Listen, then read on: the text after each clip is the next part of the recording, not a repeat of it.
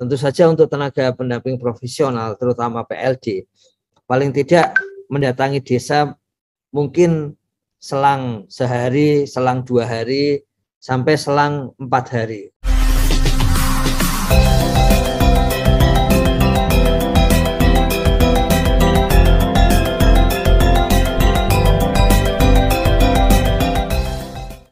Malam-malam jaga bersama di gardu, minum kopi sambil menghisap cerutu. Nah, ini khasnya bapak-bapaknya. Dengan program Desa Berdaya Kampung Madu, Desa Kemelagi semangat terus maju. Hari ini tentang konsolidasi data untuk persiapan, kemarin kita sekilas sudah menyampaikan mengenai 2 hal pokok yang disampaikan Gus Halim, dan kemarin kita tunjukkan kepada beberapa kementerian lain bahwa Gus Halim akan menguatkan 2 hal pokok itu, yaitu data SDG desa yang valid dan musyawarah desa yang berkualitas, karena ini yang akan menentukan pensasaran, istilahnya itu pensasaran. Itu kalau pakai orang bahasa nanti jadi penyasaran itu sebetulnya, tentang kemiskinan ekstrim. Kemudian kita sudah belajar mengenai Pokja, tadi kemarin sudah kita diskusikan. Kalau pendataannya sudah 90%, tidak membentuk Pokja relawan pendataan desa enggak masalah. Tapi ada perangkat desa yang memang menjalankan konsolidasi data ini. Kemudian beberapa peran dari kepala desa, kemudian peran dari BPD, dan peran dari Sekdes. Kemudian kita lihat peran berikutnya yang juga penting, mitra penting di situ adalah peran dari pendata, ya. Dan nanti mitra yang penting yang lain adalah peran dari terutama TPP dan pemerintah di supradesa. Nah, untuk pendata ini yang pertama memang tetap harus dilatih konsolidasi data SDGs desa. Yang ini bisa dilakukan secara online oleh Kementerian Desa. Kami menyiapkan untuk itu, dan kemudian harus yakin bahwa pelatihan itu, pendata itu sudah bisa menjalankan tugasnya. Jadi cara yang paling mudah, karena ini keterampilan, dia langsung dicoba gitu. Mungkin dalam pelatihan itu ada beralih peran gitu, seorang pendata sebagai pendatanya, dan pendata yang lain bertindak sebagai warga desa. Dan dari situ kemudian dicoba wawancara antara pendata yang satu dengan yang lain yang berperan sebagai pendata dan sebagai warga desa, dan sebaliknya gitu ya. Dengan menyampaikan, kalau yang berperan sebagai warga desa menyampaikan kondisi dia yang sebenarnya gitu. Kalau ditanya siapa namanya ini, KTP-nya berapa, nomor KTP-nya berapa, dilihat KTP-nya gitu. Umurnya berapa, tanggal lahir disampaikan. Rumahnya ya seperti rumah yang saat ini ditinggali dan sebagainya. Nah, di bagian atas ini disebut pendata _ enumerator. Jadi itu istilah teknis di dalam pendataan, yang di dalamnya itu artinya ya pendata sebetulnya. Jadi Gus Halim lebih suka menggunakan istilah pendata. Di dalam beberapa aplikasi SDG desa itu meskipun sudah diminta diganti pendata, tapi sepertinya ada yang masih terlewat menggunakan enumerator. Jadi enumerator itu nama lain dari pendata. Ini juga perlu disampaikan karena banyak WA yang masuk yang ingin menyampaikan bahwa saya enumerator, tapi mungkin karena kata-katanya belum pernah terbaca, cuman mendengar. Ada yang menulis saya munerator, saya enumerator dan sebagainya. Jadi yang benar kata-katanya seperti itu. Tapi itu hanya untuk supaya ketika pendata ketemu dengan pihak lain itu tidak terlalu salah ketika menyatakan itu. Menurut kami sih lebih baik menyebut diri sebagai pendata, relawan pendata. daripada menyebut diri sebagai enumerator. Kemudian yang kedua, kalau data sudah ada, maka kuesionernya itu bisa dicek ulang, terutama umur. Coba dicek apakah umurnya sudah berubah secara sistem ataukah belum gitu. Karena kalau tahun lalu umurnya 25, tahun ini harusnya 26 gitu. Kami sendiri menyarankan sebisa mungkin menggunakan web SDGs Desa, karena pengalaman dari tahun lalu ketika kami menyarankan supaya tidak menggunakan kuesioner, itu ada dua kesulitan. Yang pertama, untuk desa-desa yang masih sulit internet secara langsung. Jadi mungkin di balai desanya ada internet, tapi sewaktu ke lapangan bertanya kepada warga, itu ternyata tidak ada internet di sekitar rumah warga gitu. Makanya memang menggunakan kuesioner menjadi penting. Tahun lalu kita pernah bahas kuesioner dari Gus Franky di NTT gitu. Tahun ini Kementerian Desa akan menyampaikan kuesioner itu diletakkan di dalam web SDG Desa. Tidak ada yang berubah sampai hari ini kuesionernya. Jadi kalau yang sudah punya kuesioner langsung dimasukkan saja.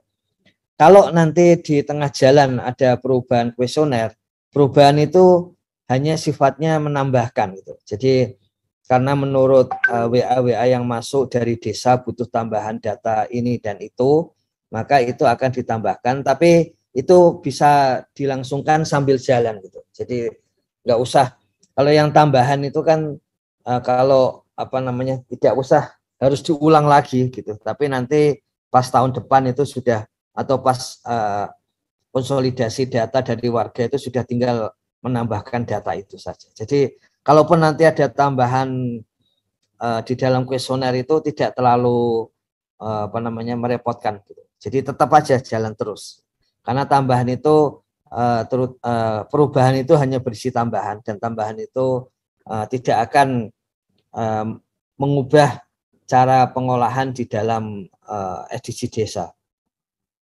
Kemudian pendata mengisi kuesioner desa itu adalah perangkat desa. Jadi siapa yang mengisi kuesioner desa? Perangkat desa. Ini tadi kemarin sudah kita diskusikan bahwa untuk kuesioner desa ini memang agak perlu dikejar, karena jumlah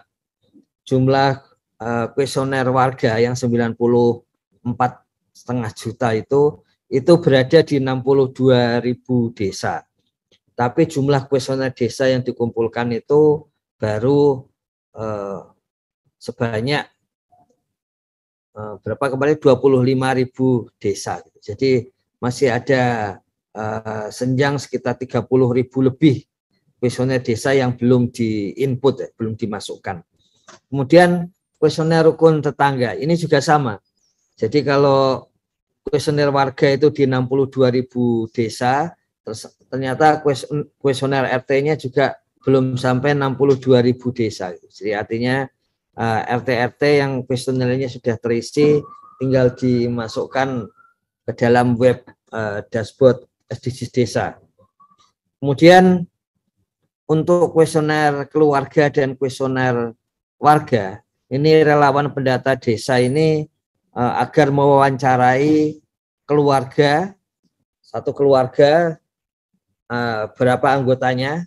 Jangan lupa kita pakai batasan atau definisi keluarga, bukan rumah tangga. Jadi kalau rumah tangga itu orang yang betul-betul tinggal di satu rumah, kalau istilah teknisnya satu dapur, artinya makan bareng gitu. Kalau orang memasak, maka dimasak bareng gitu. Jadi kalau orang kos masak bareng itu satu rumah tangga. Tetapi kalau masing-masing itu kakaknya berbeda, kartu keluarganya berbeda, maka mereka satu rumah tangga tapi bisa beberapa kakak gitu. Kemudian pertanyaan-pertanyaan tahun lalu, apakah kalau orang itu dia tinggal di desa kita, tapi dia KK-nya di tempat lain, di provinsi lain, kita data apa enggak? Ya, didata saja, karena di situ nanti kalau sekarang sudah NIK-nya itu sudah menyatu gitu. Jadi kalau nanti enumerator atau pendata di desanya itu mendata, itu dia akan mendapati NIK yang sama gitu. Jadi apa namanya itu dicek saja di data, nanti kalau NIK-nya yang sama, maka kalau pendata ketika dia memasukkan ini orang yang sering bepergian, kemudian ternyata loh kok sulit masuk, katanya NIK-nya sudah ada, berarti tinggal dicek datanya gitu ya. Jadi dari dicek datanya itu kemudian nanti tinggal dicek apakah seluruh datanya sudah benar, tinggal konsolidasi gitu. Kemudian pendata jelas itu bertanggung jawab untuk semua kegiatan konsolidasi data. Jadi diikuti semua sampai ke level musyawarah desa penetapan data SDG desa. Kemarin ada pertanyaan dari satu kepala desa di Nusa Tenggara Timur yang mengatakan bahwa di tempat saya nggak ada laut, tapi kenapa kok ada isian laut sehingga total SDG desa di tempat kami jadi turun gitu, karena ketika diisi laut kemudian jadi kosong, jadi rendah angkanya. Jadi yang seperti itu perlu hati-hati ya. Jadi kalau nggak ada laut ya nggak usah diisi gitu, karena kalau diisi tidak ada begitu, nanti saat ini aplikasinya akan menganggap di situ ada isian gitu. Jadi dikosongkan saja kalau yang memang tidak ada laut seperti itu.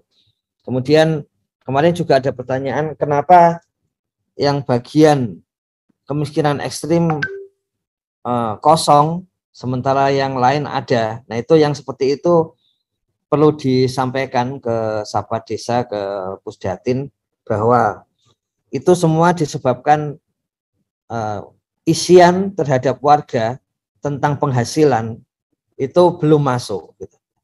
Entah itu karena di lapangan waktu itu belum ditanyakan, atau mungkin yang sering terjadi adalah migrasi khusus tabel penghasilan itu belum termigrasi gitu. Jadi kemiskinan untuk desa dari data SDG desa itu diambil dari pertanyaan tentang penghasilan.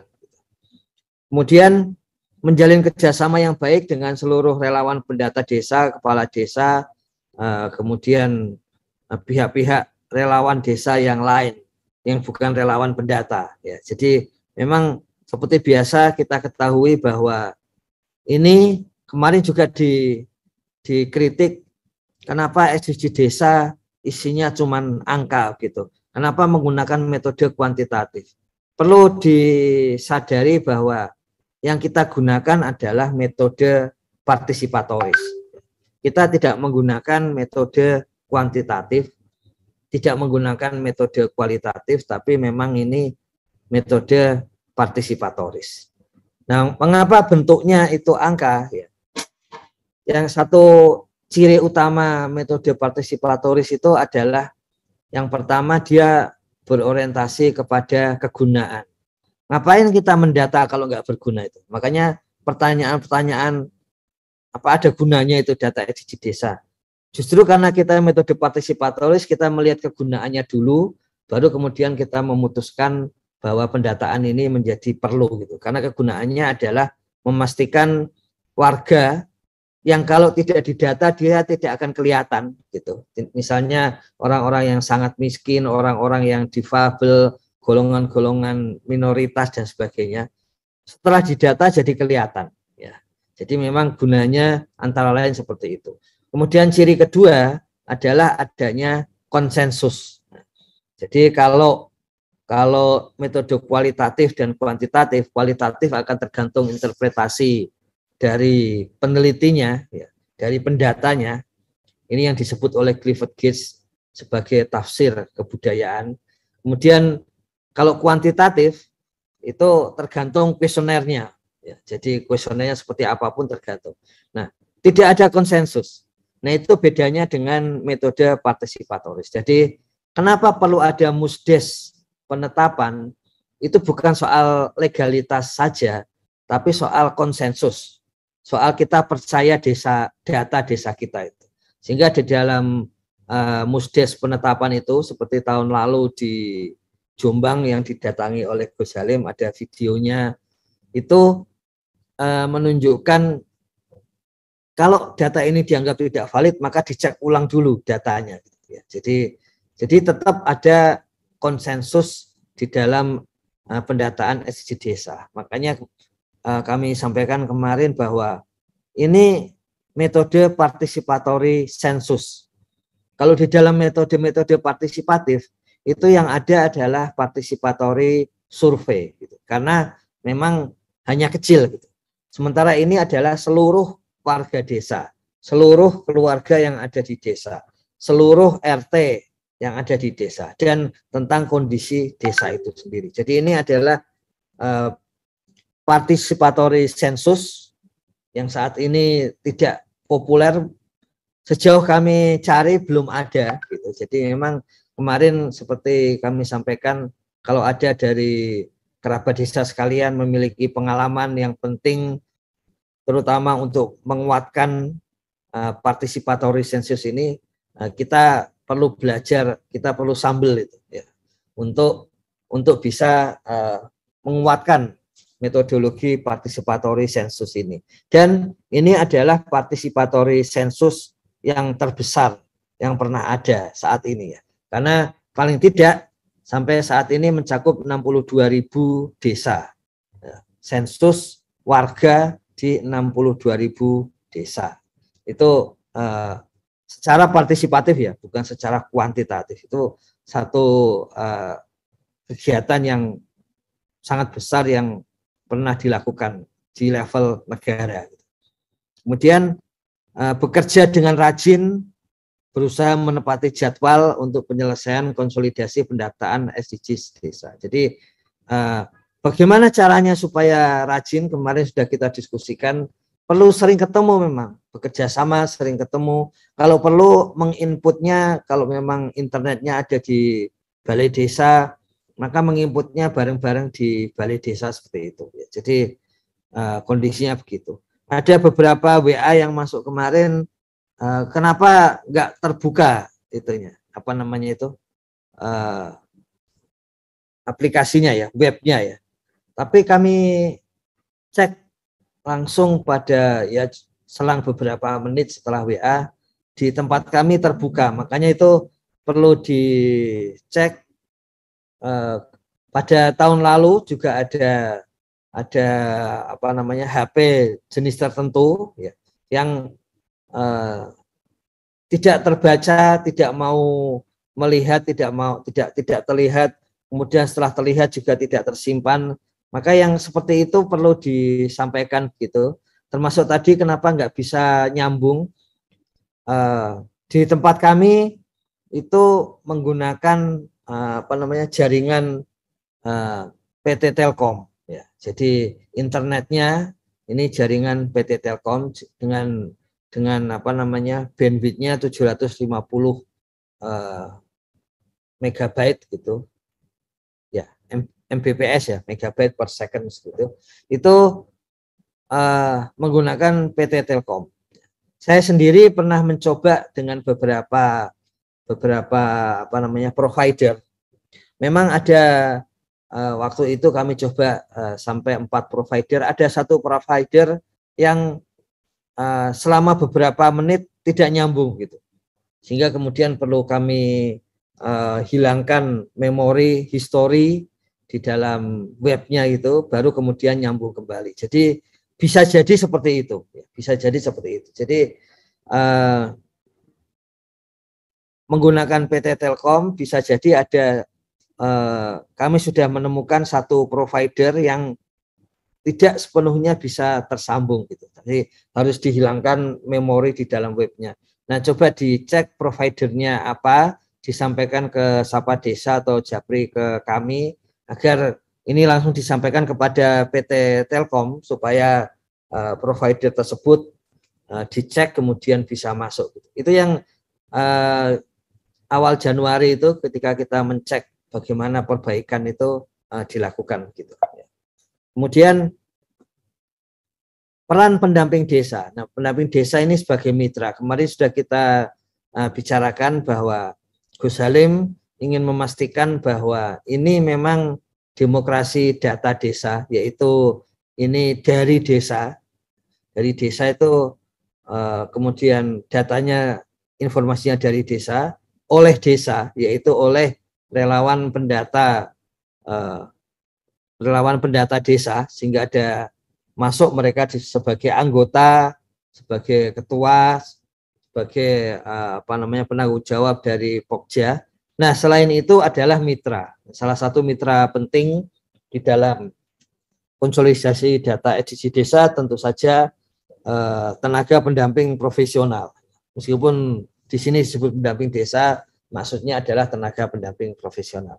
Jangan sampai muncul seperti WA Group tahun lalu, kita yang kerja tapi kenapa yang dapat nama selalu PD.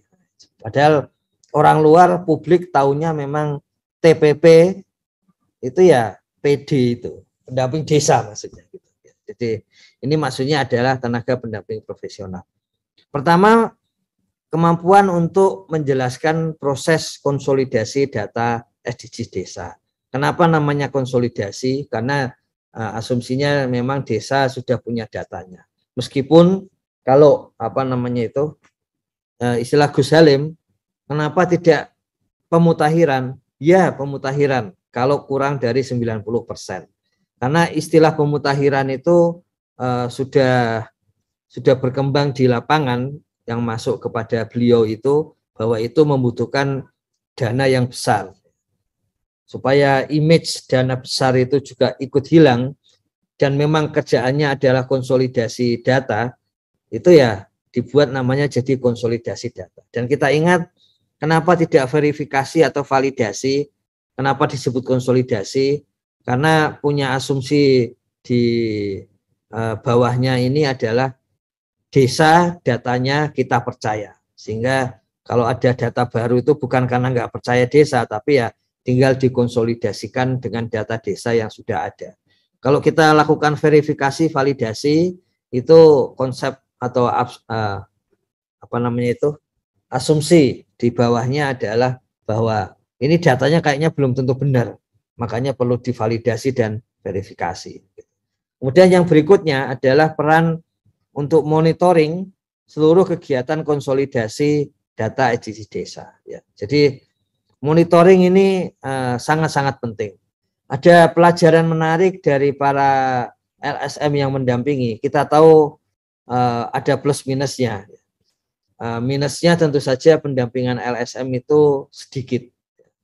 Misalnya kemarin disebutkan satu desa yang paling banyak itu kami mendampingi sampai 26 desa. Jumlah desanya 74.962. Jadi yang mendapatkan dana desa 74.960. Nah, tentu saja sudut pandangnya akan beda. Tapi yang menarik adalah bahwa desa selalu didatangi untuk mendapatkan informasi harian desa.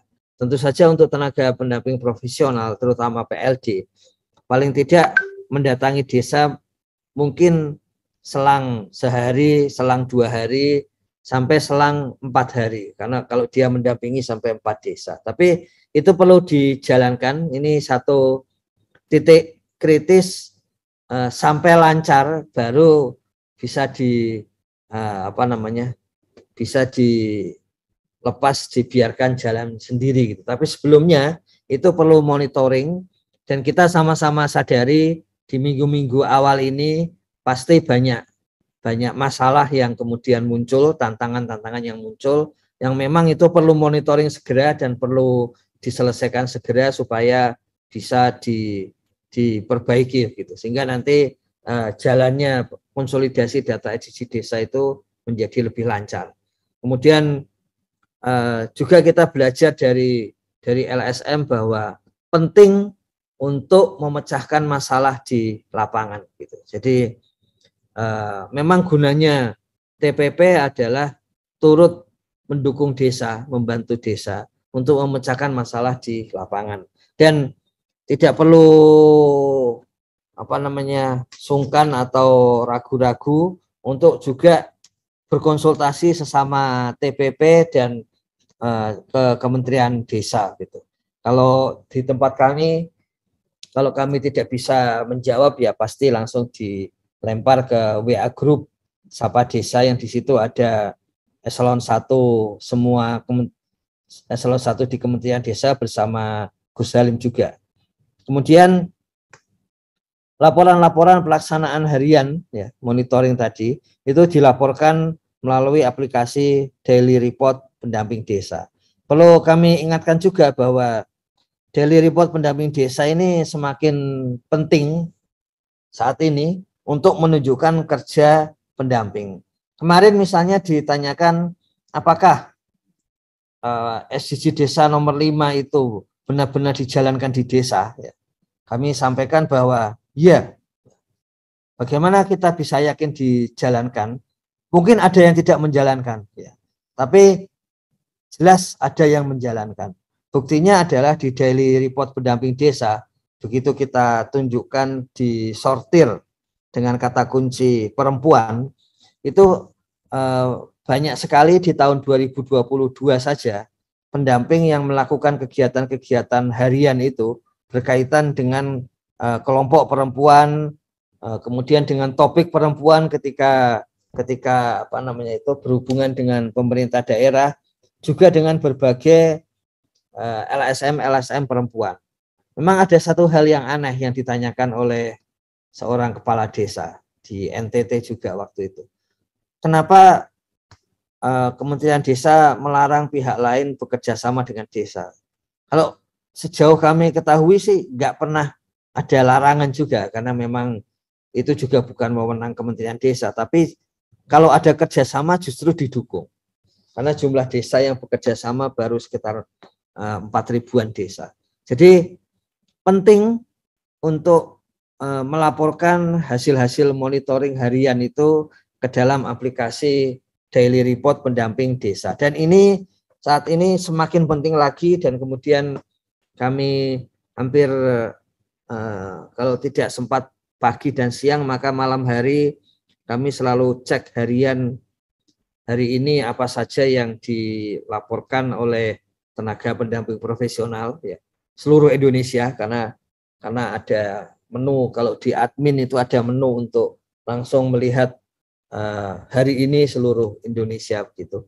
Nah itu banyak hal yang kami perbaiki baik kebijakan maupun teknis melalui hasil-hasil yang disampaikan tenaga pendamping profesional di dalam DRP, Daily Report Pendamping Desa. Kemudian terlibatan aktif menjadi indikator penilaian kinerja. Ini usulan dari berbagai unit kerja supaya salah satu yang dimasukkan adalah di sana. Sebetulnya relatif dari 5 indikator kinerja bulanan pendamping itu ada satu, yaitu tidak melaporkan data yang salah begitu. Tidak dengan sengaja melaporkan data-data yang tidak benar gitu. Jadi sebetulnya sudah masuk, cuman diminta untuk menekankan kembali bahwa pendataan ini, konsolidasi data SDG Desa 2022 ini adalah satu indikator penilaian kinerja yang penting. Kemudian peran dari supradesa, kalau kita mulai dari Kementerian Desa, maka yang jelas pertama adalah menyediakan sistem informasi desa. Dalam beberapa publikasi itu juga sudah ditunjukkan bahwa masa depan di dalam revolusi industri 4.0 itu antara lain ditentukan oleh olahan data yang sekarang sering disebut sebagai algoritma, ya, algoritma data. Jadi karena itu sengaja Kementerian Desa menyiapkan algoritma data yang tidak merugikan desa. Jadi kita sama-sama sering mendengar sinyalemen bahwa Kenapa setiap kali ada indeks baru, ada ukuran baru, artinya itu ada algoritma baru kalau itu diterapkan di dalam aplikasi. Kenapa setiap kali ada hal baru pengukuran itu justru desa menjadi semakin turun, ya, semakin turun nilainya. Kita lihat yang terakhir ini, kenapa di IDM desa tertinggal dan sangat tertinggal itu sekian, tapi ketika di indeks desa tertinggalnya menjadi lebih banyak lagi. Nah itu hal-hal yang selama ini muncul, sehingga Kementerian Desa menyadari salah satu kekuatan yang harus dihimpun adalah bisa menyusun algoritma sendiri, bisa menyusun olahan sendiri. Makanya sistem informasi desa ini menjadi wahana untuk menunjukkan kepada dunia luar bahwa desa di Indonesia itu bergerak, melakukan kegiatan, dan semakin maju. Meskipun tetap saja kita ketemui ada sekitar 11 ribuan desa yang agak aneh karena nilainya cenderung menurun gitu ya. Dengan algoritma yang sudah menguntungkan desa itu, tapi nilainya masih menurun. Nah, ini sedang dipelajari penyebabnya supaya tidak semakin muncul ketimpangan di desa. Kemudian menyediakan bahan dan alat pelatihan ya, untuk pendataan SDG desa. Jadi tadi kami sampaikan di awal dari pihak SDG Desa Center STAN misalnya, itu akan menyediakan pelatihan melalui Kementerian Keuangan, Corporate University. Ya, jadi dari pihak STAN akan seperti itu. Dari pihak Kementerian Desa kami sudah sampaikan akan menggunakan web akademidesa.kemendesa.go.id. Kemudian juga melakukan kegiatan tiap pagi kita, tiap sarapan SDG Desa. Apalagi tadi tambahan dari ide Gus Koco, sambal konsolidasi data SDG Desa 2022 ya. Menurut saya seperti biasa itu, keunggulan dan perkembangan metode partisipatoris itu, yang namanya juga metode partisipatoris, adalah kalau partisipasi dari setiap pihak itu selalu muncul lebih banyak gitu. Kami menduga model-model yang lebih banyak dialog itu pasti di situ sumber untuk penguatan metode partisipatoris sensus SDG Desa ini, pasti itu sumber yang paling banyak dan paling matang gitu. Kemudian mengelola data SDG Desa pada level nasional gitu. Jadi ada usulan dari kepala desa bagaimana kalau Kementerian Desa menguatkan konsolidasi dengan kementerian dan lembaga lain. Ya itu, betul. Jadi sudah ada rancangan, Gus Halim akan menyampaikan hasil-hasil nasional SDG Desa 2022 ini ke setiap kementerian dan lembaga. Misalnya yang berkaitan dengan kesehatan akan disampaikan ke Kementerian Kesehatan. Yang berkaitan dengan misalnya NIK dan sebagainya, kondisi-kondisi kependudukan akan disampaikan kepada Kementerian Dalam Negeri. Juga yang berkaitan dengan pemerintahan desa.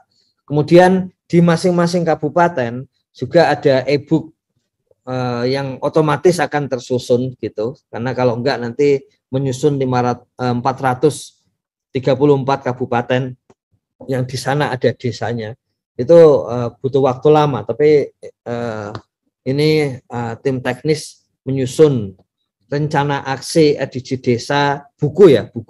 Kalau tabelnya itu adalah tabel rekomendasi itu, tapi dalam bentuk buku, narasi dari depan, kemudian diakhiri tabel sedang disusun tim teknis. Nah, untuk tiap kabupaten, tiap provinsi itu akan disampaikan sendiri oleh Gus Halim kepada para gubernur dan para bupati tentang hasil SDG Desa 2022. Misalnya kalau bupati ya level kabupaten di kabupatennya.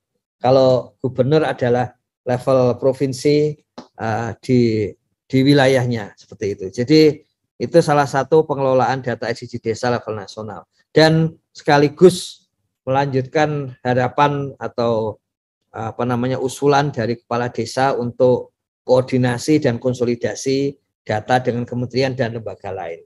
Di provinsi itu gubernur jelas harus mendukung proses pelaksanaan, memonitor, termasuk memonitor rekapitulasi dari hasil konsolidasi data SDGs desa pada level provinsi. Ini hal yang tidak akan sulit karena sebetulnya saat ini rekomendasi level provinsi sudah ada, itu tabel rencana. Kalau di level SDGs itulah tabel rencana aksi 2022-2030. Itulah tabel rencana aksi SDGs desa. Tinggal yang disusun oleh tim teknis adalah menjadi narasi di depan. Yang narasi itu tentu saja karena menggunakan aplikasi, kalimatnya akan seragam, tetapi isinya adalah data-data SDGs desa di wilayah masing-masing. Jadi pertanyaan, apakah buku rencana aksi desa itu ada? Ada. Hari ini tahun ini akan ada.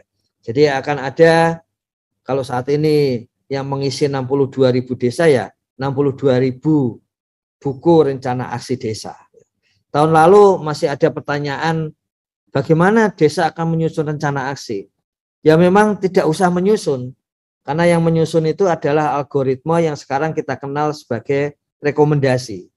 Meskipun sebagai rekomendasi bentuknya tetap Excel, supaya desa masih bisa untuk mengolahnya di dalam musyawarah desa. Kemudian memberikan dukungan untuk mempercepat dan memperlancar serta menyelesaikan masalah berkaitan dengan kegiatan konsolidasi data di desa. Nah, ada masalah-masalah level provinsi, terutama karena pemerintah pusat ketika akan menyampaikan berbagai hal berkaitan dengan desa, itu yang akan menjadi jalur utamanya adalah pemerintah provinsi. Sehingga selama ini misalnya soal data kemiskinan ekstrim misalnya, itu tentu saja provinsi akan mendapatkan jalur lebih cepat dan lebih mudah karena jumlahnya juga lebih sedikit, dan kemudian itu akan masuk ke desa. Jadi memang perlu ada peran pemerintah provinsi. Pemerintah kabupaten kota, ini bupati itu memang harus mendukung proses pelaksanaan. Kemudian memonitor rekapitulasi di tempat level kabupaten. Bahkan Gus Halim sudah memberikan deadline karena belum jadi-jadi, akhirnya di deadline bahwa pada pertengahan Juli itu dashboard war room untuk SDGs desa, level desa dan kabupaten itu harus sudah jadi. Jadi ini tim saya ini masih lembur karena ada tugas memang sudah di deadline karena harusnya selesai pada bulan Februari, ini sudah bulan bulan Juni, sebentar lagi bulan Juli, jadi sudah terlalu telat itu. Itu yang untuk rekapnya, dan kemudian memberikan arahan untuk mempercepat dan memperlancar kegiatan konsolidasi data SDGs desa. Ini bisa saja dalam bentuk dalam beberapa minggu terakhir ini banyak undangan untuk datang ke kabupaten karena di sana ada arahan menyusun RKPDes berbasis data SDGs desa. Jadi tidak seperti tahun lalu karena ada permasalahan aplikasi. Tahun ini kita bisa yakin bahkan sudah ada rekomendasi, tinggal cara membacanya ya, supaya kemudian bisa digunakan di dalam rapat-rapat musdes di RKPDes maupun untuk penyusunan APBDes. Kemudian dukungan penyelesaian masalah, karena dinas PMD itu penting, dan kita sudah sama-sama tahu ada dinas PMD yang hubungannya bagus dengan TA kabupaten, dan ada yang hubungannya tidak bagus, dan ada yang kata kepala dinas PMD, kami nggak pernah tahu isinya, sebetulnya kami sudah mengumpulkan data berapa, tidak mendapatkan laporan dari pendamping desa. Kemudian ketika pendamping TA kabupaten ditemui, mengatakan kami nggak bisa masuk ke dalam web SDGs desa. Jadi kami ingin memastikan bahwa Kementerian Desa, PDT dan Transmigrasi itu akan melayani semua keluhan dan akan memecahkan sesuai dengan wewenang di Kementerian Desa. Jadi kalau sekedar mengatakan tidak bisa masuk, tinggal dicek. Jangan lupa mencoba lagi, username-nya adalah NIK, kemudian password-nya adalah nomor HP. Dan jangan sungkan untuk mencoba. Kalau nomor HP-nya nggak cocok, jangan-jangan angka 0 di depannya itu hilang, jadi langsung 8 berapa ke belakang gitu. Seperti itu ya. Kemudian kalau yang nick, siapa tahu ada kesalahan nick juga diingat-ingat saja, tapi seperti itu. Nah, setelah bisa masuk, kalau sudah seperti itu maka akan digunakan password yang sama. Tapi kalau kemudian nanti diminta di reset, maka reset itu akan membuat diminta untuk mengganti password. Jadi boleh dikatakan untuk demi keamanan, maka memang yang versi yang sudah kita perbaiki ini, yang lama bisa menggunakan password yang lama, tapi kalau minta reset, maka nanti akan selalu diminta password baru. Dan yang mengetahui itu hanya pendata itu sendiri, hanya pemilik akses itu sendiri. Kalau admin kecamatan ya hanya admin kecamatan sendiri. Kemudian beberapa langkah awal yang perlu dilakukan sebelum mendata itu adalah mengumpulkan sebanyak mungkin data-data nama warga. Jadi kalau misalnya ada yang di puskesmas, di posyandu ada nama warga, nama bayi dan sebagainya, itu dikumpulkan dulu. Karena nanti itu adalah bahan untuk mengisi gitu. Kemudian kalau di sekolah yang ada di desa itu kita minta murid atau guru yang kalau gurunya tinggal di desa itu yang mengajar di desa. Kemudian kita tanyakan akreditasinya. Kemudian kalau ada kegiatan penyetaraan paket A, B, C gitu, maka ditanyakan siapa warganya dan sebagainya. Dia di RT dan RW mana. Ini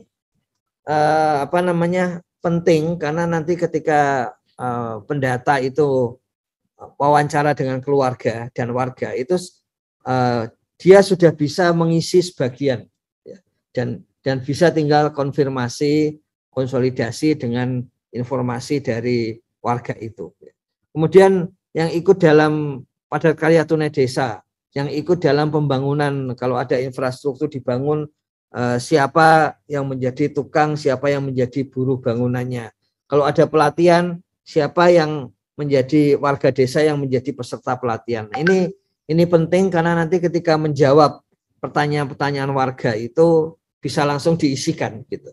Makanya setelah data by name by address ini terkumpul, dikumpulkan saja mulai hari ini, mulai saat ini, terutama oleh Ketua Pokja yang mengkoordinir gitu. Kemudian nanti dibagi menurut pendata. Jadi kalau ini warga di RT RW 1, RT 5 misalnya begitu, maka pendata yang ada di RT 5 itu yang menggunakan data itu untuk pengisian data kuesioner keluarga dan kuesioner warga. Jadi kalau ada pertanyaan, apakah setahun terakhir ini ikut gotong royong untuk pembangunan, itu nomor 4, daftar warga yang ikut dalam padat karya tunai desa, ikut menjadi tukang atau menjadi buruh, yang ikut dalam pelatihan itu berarti dia harus menjawab ya. Kalau warga itu mengatakan tidak misalnya, maka pendata bisa mengatakan ini kok ada daftarnya sebagai buruh waktu PKTD yang bulan lalu gitu. Misalnya seperti itu. Jadi makanya perlu adanya data nama dan alamat warga ini untuk persoalan kesehatan, kemudian persoalan pendidikan nomor 2, kemudian dimensi-dimensi yang berkaitan dengan pendidikan non formal, serta yang nomor 4 yang berkaitan dengan pemberdayaan dan pembangunan desa. Kemudian beberapa hal yang perlu diperhatikan pendata. Yang pertama, download atau melihat dari web mana yang mau diisikan. Kemudian kalau komputer dan smartphone-nya itu jangan sampai lupa bahwa itu tidak boleh rusak ya. Kemudian cek kalau sampai nggak bisa, waktu itu kalau nggak salah tahun lalu Xiaomi udah diperbaiki, tapi perlu dicek kembali apakah dengan mesin baru di Android itu Xiaomi masih nggak bisa digunakan untuk pendataan. Kemudian jadi tidak dicek, tidak boleh dirusak, hati-hati kesukaan untuk mengisikan data, di sampingnya adalah kopi, ya, supaya nggak ngantuk alasannya. Ya. Mungkin bisa diganti yang lain atau kopinya dijauhkan lebih dulu, misalnya, supaya tidak sampai tersenggol gitu. Ya. Jadi perlu jaga seperti itu. Ini masih mending karena kemarin kami ceritakan bagaimana di Papua itu ada pendata yang harus menyelamatkan kuesionernya ketika terjadi kerusuhan yang sudah mulai mau masuk ke desanya, sehingga sambil melarikan diri sambil menjaga keamanan kuesionernya. Jadi seperti itu. Kemudian menjaga kerahasiaan data. Harap hati-hati karena ini memang data individu, data warga yang memang sensitif. Ya. Saat ini belum ada, tapi undang-undang tentang sanksi kepada pihak yang mengeluarkan rahasia itu akan dilakukan. Tentu saja untuk SDG desa itu yang menjadi penjaga utamanya adalah kepala desa, dan di level nasional adalah Kementerian Desa. Kementerian Desa berarti Kapus Datin dan Kepala Badan BPI itu pihak-pihak yang in charge untuk aspek ini.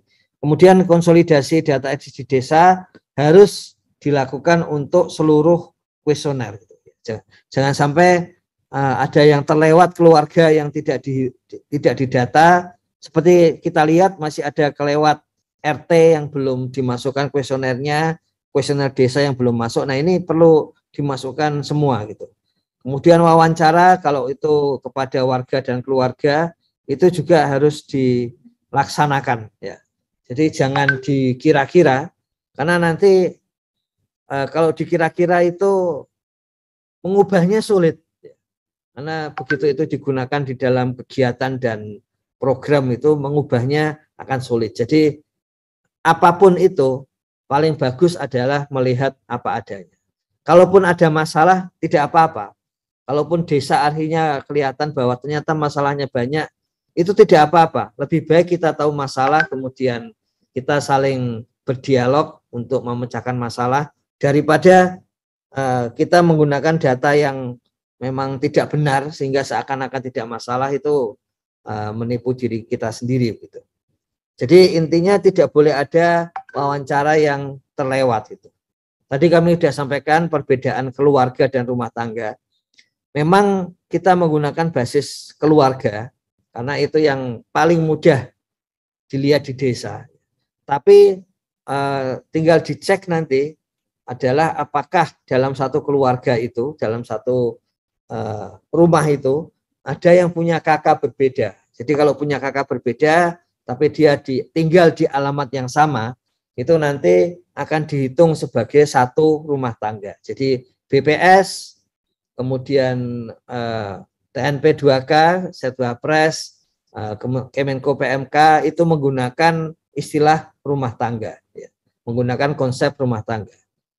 Kita, kemudian Kementerian Sosial, Kementerian Kesehatan itu lebih lazim menggunakan konsep keluarga. Ya. Jadi, tapi kita tetap bisa membagi menjadi rumah tangga dengan cara tadi. Kalau alamatnya sama, maka itu satu rumah tangga. Tetapi kalau kakaknya sama, itu berarti satu keluarga. Sebetulnya cara memilahnya secara teknis nanti seperti itu. Apakah ini punya keuntungan dan kerugian? Ya. Di dalam kemiskinan ekstrim misalnya, maka data SDG desa untuk kemiskinan ekstrim itu akan, meskipun datanya itu warga, tapi cara menghitung penghasilan itu pasti penghasilan siapa di dalam keluarga itu. Kalau misalnya anaknya kerja, ayahnya kerja, ibunya tidak kerja, anaknya yang bungsu tidak kerja, maka total penghasilan itu digabung. Di dalam 1 tahun itu berapa. Kemudian dibagi menjadi total anggota keluarga. Jadi setelah digabung kemudian dibagi menjadi 4. Konsekuensinya adalah kalau saya miskin ekstrim, maka istri saya miskin ekstrim. Maka anak saya, 2 anak saya miskin ekstrim. Kalau saya tidak miskin ekstrim, maka semua anggota keluarga saya tidak miskin ekstrim. Jadi itu konsekuensinya seperti itu. Apa kelemahannya? Kelemahannya adalah kalau ada gelandangan, tidak jelas kakaknya, maka kemudian dia mungkin tidak akan masuk dalam sasaran miskin ekstrim, gitu. Ya, jadi, tapi ini relatif akan kecil. Tapi saya sarankan kalau nanti ada anak jalanan atau ada gelandangan yang biasa tidur di desa kita, harap dimasukkan di dalam daftar warga sasaran miskin ekstrim gitu. Karena dia ada di kita. Tapi kita tahu karena kelemahan SDG desa itu semua harus basis keluarga. Begitu tidak ada keluarganya, maka dia tidak akan masuk. Itu sebabnya mengatasi kemiskinan ekstrim di perkotaan jauh lebih sulit. Karena lebih banyak yang tinggal di bawah jembatan, pasti lebih banyak di sekitar rel kereta api, juga akan sangat banyak yang mereka itu tidak basis keluarga, ya, tapi basis individu-individu masing-masing itu. Yang tidur di jalan-jalan, nah itu lebih rumit secara konseptual untuk di kota-kota, apalagi kota besar, dibandingkan di desa, di mana konsep keluarga itu kemungkinan besar akan hampirlah 99% pasti tepat gitu.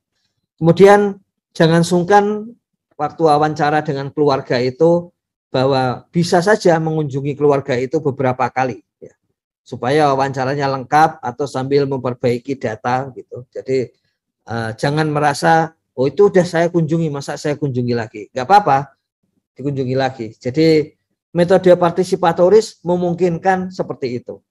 Metode kuantitatif khawatir kalau kita wawancara lagi jawabannya berbeda, maka kemudian di kuesionernya kita akan pakai yang mana gitu. Kalau metode partisipatoris karena ada aspek konsensus, kalau jawabannya berbeda kita bisa tanyakan ulang. Sebetulnya yang mana? Yang kemarin apa yang hari ini? Nah, itu kemudian baru dimasukkan. Itu secara metodologis dibenarkan gitu. Kemudian menghargai warga dan keluarga yang kita wawancarai. Jadi supaya jam untuk wawancaranya juga disesuaikan. Meskipun tetap perlu melihat hal-hal yang lain. Misalnya kalau keluarga, kalau ayahnya itu sampai di rumah itu malam hari, ya kita wawancara malam hari. Tapi ibunya jangan kita wawancara malam hari kalau itu menimbulkan dugaan fitnah dan sebagainya. Jadi kita akan kembali malamnya untuk wawancara kepada ayahnya, tapi paginya kita sudah wawancara dengan ibu maupun anak-anaknya begitu. Kemudian jangan mengisi dengan dugaan, ya, jangan mengisi dengan dugaan. Apapun itu jawaban dari, kalau kita tidak pasti, kita tanyakan kepada keluarga dan warga itu. Jadi jawaban yang keluar dari mereka itulah yang dimasukkan dalam kuesioner.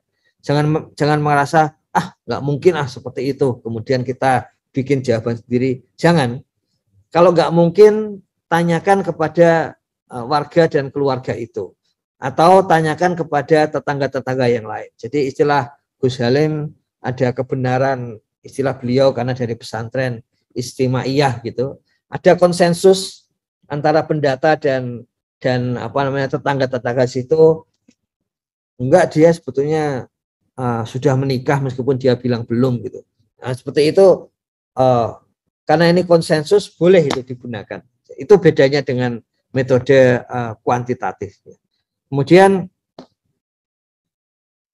semua pertanyaan di dalam kuesioner itu disebutkan dengan lengkap. Ya. Jadi kadang-kadang kalau cuma ditanya saja, nggak disebutkan rangkaian jawabannya, itu nanti warga dan keluarga itu juga menjawabnya dikira nggak ada jawaban itu. Misalnya, apakah ibu tahun lalu ke tempat fasilitas kesehatan. Yang pertama, apakah ke puskesmas? Yang kedua, apakah ke pustu? Yang ketiga, apakah ke polindes? Apakah ke poskesdes? Apakah ke kios obat? Apakah ke apotik? Nah, itu perlu ditanyakan. Kalau enggak nanti jawabannya bisa saja yang paling sering dia ke apotik, maka dia bilang, ya saya ke apotik. Padahal selain ke apotik, selama 1 tahun terakhir juga dia ke toko obat, ke puskesmas, ke pustu, ke rumah sakit. Nah, itu kalau tidak disampaikan rangkaian jawabannya, itu nanti keluarga dan warga itu bisa menjawab dengan cara yang tidak lengkap, seperti itu. Kiranya seperti ini, Gus Koco, kerabat desa sekalian, untuk persiapan. Besok kita akan lanjutkan dengan tahapan-tahapan konsolidasi data SDG desa. Begitu, Gus Koco. Oke, terima kasih.